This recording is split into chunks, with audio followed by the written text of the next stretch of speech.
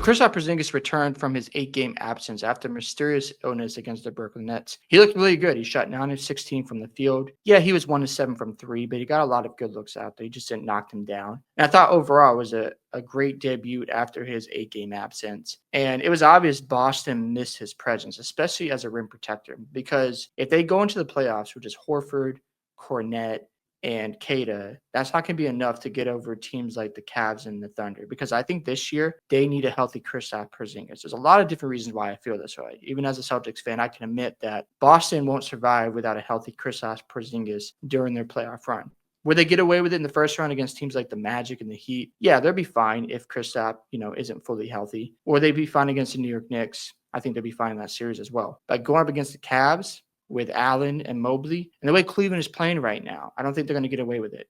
If they play OKC in the finals, and they got to do it with Chet and Hartenstein, it's not going to work either. Kristaps is a very important piece for the Celtics, because if you look at guys like Jrue Holiday and Jaylen Brown, they're shooting worse from three this year. I think Jaylen Brown's around like 32%, and Jrue Holiday is at 34, 35%. I think Jrue will start to shoot from three better as we go down the stretch, because I expect Jrue to raise his level in the playoffs. And for Jaylen Brown, I'm just hoping that he can get to like 36, 37% from three in the playoffs, because if not, that takes away another weapon and teams can, leave Jaylen Brown open for three and force him into shots he think he can make, but he's not shooting well from three this season. So that's just something you want to keep in mind. Now, when it comes to Kristaps, it's very important to, keep this guy healthy, give him minutes down the stretch, and get as many opportunities as possible to play with the starting five, because I know they've been banged up. Jrue has missed some time. Jaylen Brown's missed a little bit of time. They've sat Tatum for rest purposes. Derek White has missed some time. And, of course, Kristaps has been in and out of the lineup. So they need him to be healthy and make sure he's ready for the playoffs.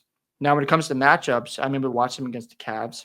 Tatum and Brown were phenomenal. I know Kristaps missed that game and Jrue also missed that game. But it was obvious that when Mobley went to work in that fourth quarter, Kristaps was definitely missed. We saw against OKC. We know Kristaps missed that game as well, and OKC was able to get anything they want in the paint. Yes, Cornette, he's serviceable. Kata can be good at stretches. Horford, not as great as a rim protector anymore. He's great guarding in space and hitting key shots and playing big. But at the same time, I think you need Kristaps to fulfill those needs, because if they go into a series against Cleveland with just Kata, Horford, and you have Cornette, I don't think they're going to win that series. I'm just going to be completely honest. I understand the Cavs have never been there. You could say that, experience matters, but at the end of the day, you need to be fully healthy to compete with these teams, because OKC, they look really good to me. If I was picking that series, I think it's just, whoever you feel is going to win. You can make an argument for the Thunder right now. You can make an argument for the Celtics because they've been there. But, if the Thunder are ready to play in the finals, experience isn't going to matter. We get so hung up on, well, these teams don't have experience, the Cavs and Thunder, but we talked about the Celtics. How are they ever going to get over the hump? We talked about the Nuggets. Are they ever going to win the championship? And they both proved that, what? I know the Celtics have been in the finals in 2022, but we're ready to win the championship, just like the Nuggets. They didn't make the NBA finals, and I know they made a Western Conference finals, and then they went through some injuries. But after the bubble, they were, going through those lulls with Jamal Murray missing time. I think Aaron Gordon missed some time.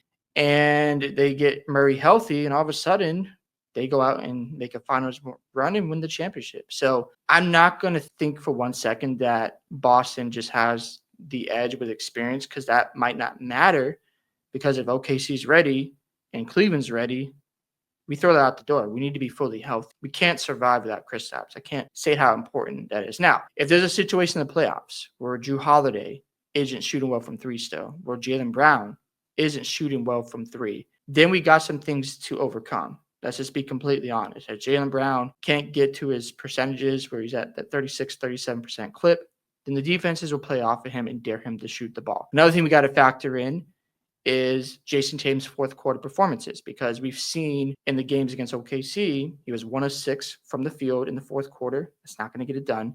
The game against the Cavaliers, Jason Tatum was 3 of 8 in the fourth quarter. Now, I know he had 46 points. He was very aggressive throughout the game. But Donovan Mitchell outplayed him in the fourth quarter. He had 12 points. And that can't happen in those matchups, especially when you have Jaylen Brown struggling from the three-point line and Jrue Holiday doesn't have a shot. How they can overcome that is you have Kristaps making up for their lack of production. You have Jason Tatum being big in the fourth quarter, being consistent and reliable against those teams, because it's all going to come down to the fourth quarter. And we've seen Boston at times just struggle in the fourth quarter. And I think it's important for Jason Tatum to show up like a superstar on a consistent basis.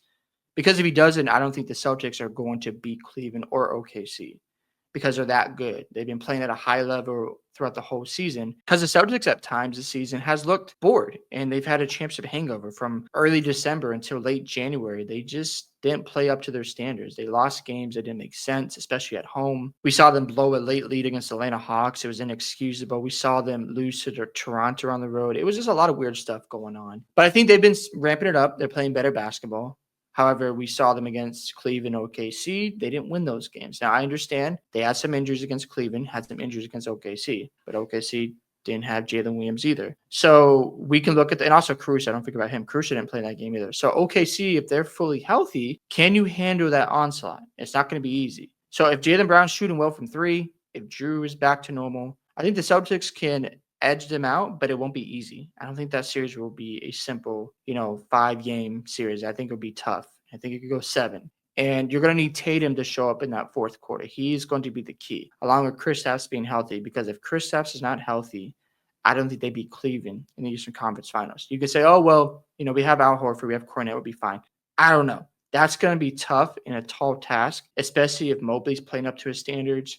Donovan Mitchell's taking over stretches of games.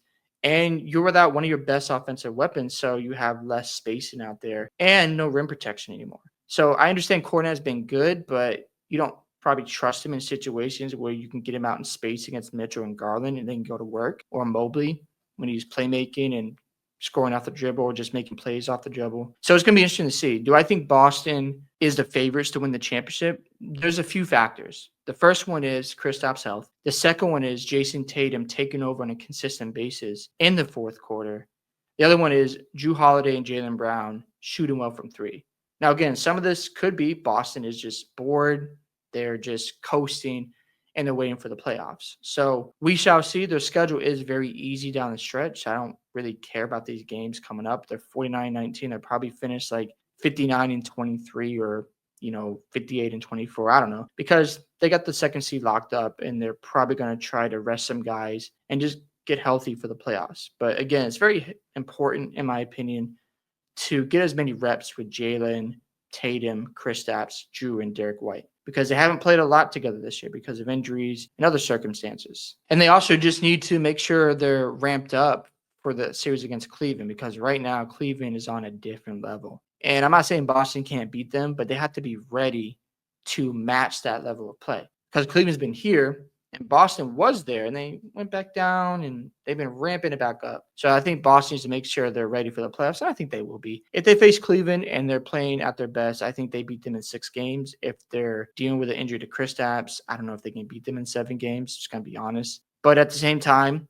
it's going to be fun to watch, because now we have 3 teams where it's like, if you want to go to OKC, got no problem with that.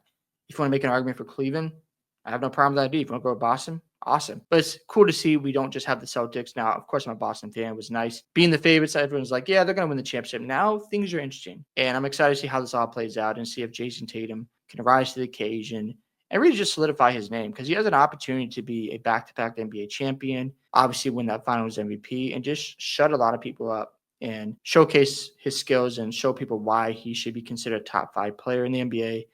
A lot of people just need to stop hating on Jason Tatum and disrespect him so much, because some of it's just weird behavior, in my opinion. But yeah, I think the Celtics right now, they're just cruising 49-19. They got Brooklyn coming up. They got Utah coming up, some easy games. And I think the hardest opponent left is the Memphis Grizzlies. That's left on their schedule. So yeah, we'll see how this all plays out, but they're probably just getting up for the playoffs, and hopefully Kristaps can stay healthy and the rest of the guys can get as many reps as possible. Hope you guys enjoyed this video today. I'd love to hear thoughts about the return of Kristaps Porzingis. Should the Celtics still be considered the championship favorites going to the playoffs? Don't forget to like and subscribe to the channel, and I'll see you in the next one.